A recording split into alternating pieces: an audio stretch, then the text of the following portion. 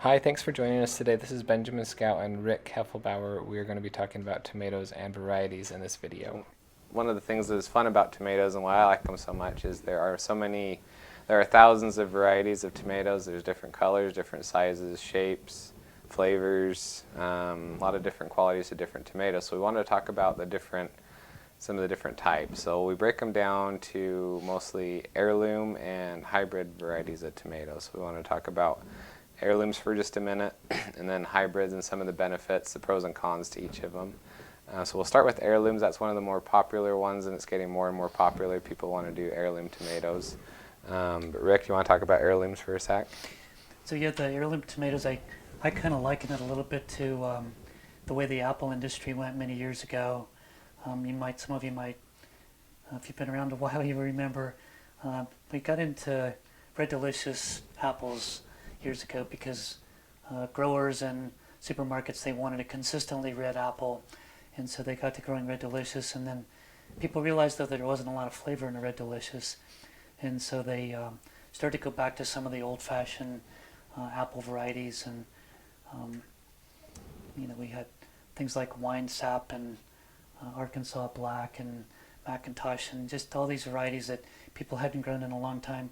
Well, we're kind of gone through this with tomatoes a little bit.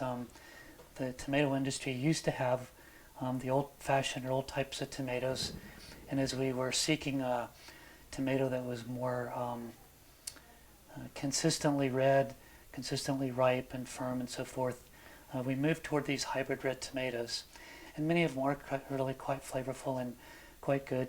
But I think people have kind of longed for that old-fashioned flavor, kind of a high-acid tomato. Sometimes they were mottled and had different colors. Some of the heirloom tomatoes were pink, for example. Some of them had mottled coloring in them, and so forth. And so one of them I have here in my hand is called Brandywine. This is considered an heirloom or an old-fashioned tomato. It has an excellent taste.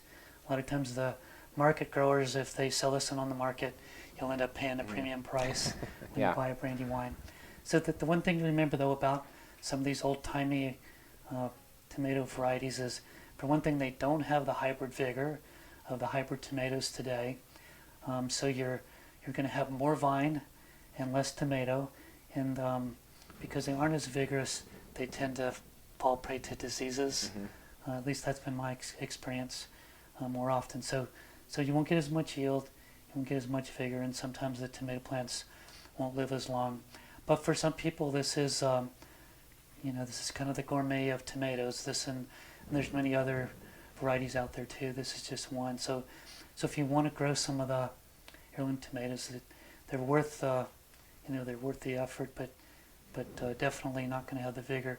Now, the other thing that's interesting about a lot of these heirlooms is sometimes we call them open pollinated too, which means that you can save the seed and you can reproduce them from seed. So if people are concerned, and I talk to people all the time that say, well, what's going to happen if I can't get tomato seed, and can I save my seeds? Well, you can do that with the open pollinated varieties, again, kind of the older varieties. But if we're growing the hybrid varieties, if we save seed from those, they won't reproduce, and so you won't be able to grow. If you do get a tomato from a hybrid, it's probably not going to be the tomato variety that you. It would be different, yeah. Right, exactly. Okay. So this one, just real quick, was one of my favorite things about Brandywines is the leaves are different shaped than other tomato plants. So if you're looking at someone's garden, you can tell if they're growing Brandywines because they have these different shaped leaves. And they call them a potato-shaped leaf, or it's kind of similar to a potato plant. They're in the same family, but the leaf it's just shaped a little bit different. It's more of kind of a long, drawn-out shape, but they're kind of pretty. But yeah, that's one of the fun things about heirlooms. There's so many different colors, different shapes, sizes. To tomatoes. And Brandywines, they get pretty good size. They're pink, they have a thin skin, and they have really good flavor, so it's a fun one that people grow.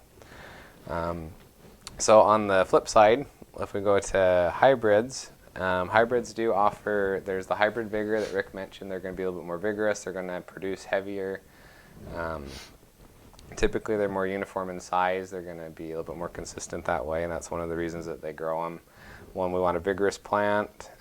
They may have disease-resistant traits to them that we're trying to get, especially in our area since we have curly top. Some years really bad.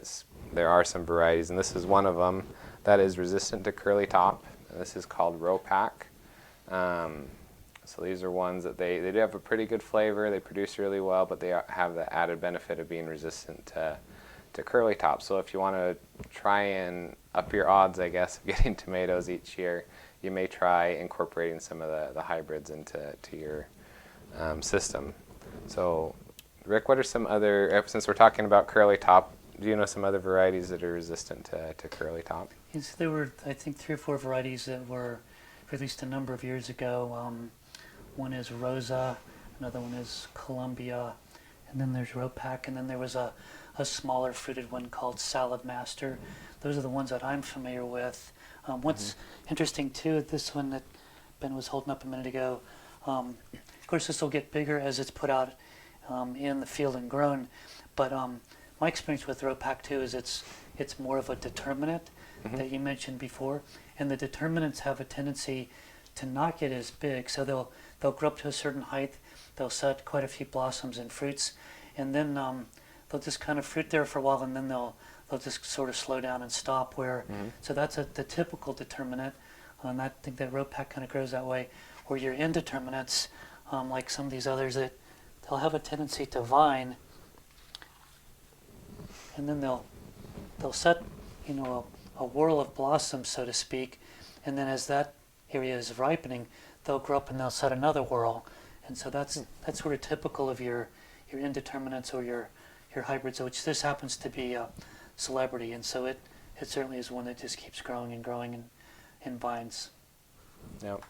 So the other thing with the determinants, and something that a lot of people like to grow determinate varieties, is they tend to fruit a little bit closer together, so they'll ripen a little bit more uniformly, where your indeterminates, they're vining all over the place. They're producing fruits here one week, the next week they're over here, and they're a little bit more sporadic with their ripening. The determinates more your bush type, and they tend to ripen a little bit more uniformly. And if you're looking at getting a lot of tomatoes and trying to get them all at once, a determinate variety is a really good option to go.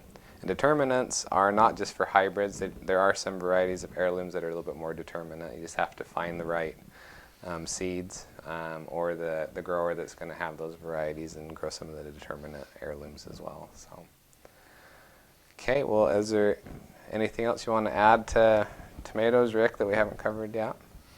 No, I think that's pretty much it. I think, again, down here where it's hot, we plant early as we can, so we can try to avoid some of that heat. Up north, they'll have to wait till last frost day, which sometimes isn't until mid-May or late May. Yep. So. Yeah, and that's one of the benefits of being in Washington County, is we have one of the longest, if not the longest, growing season in the whole state. So we can start earlier, usually April 1st, looking at that week, or by the 15th, or even just during April if you can get them planted. We found that that's one of the best ways to hopefully ensure that you'll get tomatoes, is plant as early as you can and give them enough time to grow, set fruit, and then ripen before it gets too hot.